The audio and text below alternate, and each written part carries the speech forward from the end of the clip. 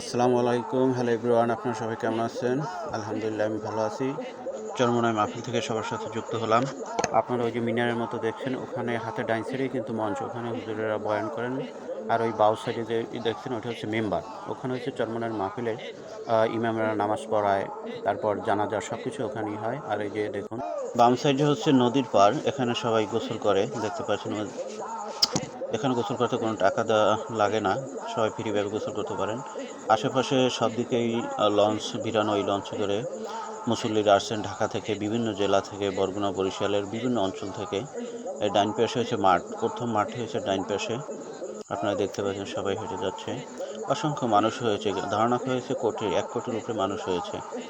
তো আশেপাশে দোকানও আছে, মাঠের কয় পাশে ঘুরিয়ে ঘুরিয়ে দোকান দেওয়া হয়েছে, বিভিন্ন খাবারের দোকান, জামা কাপড়ের দোকান, প্রয়োজনীয় অনেক কিছুর দোকান আছে আশেপাশে।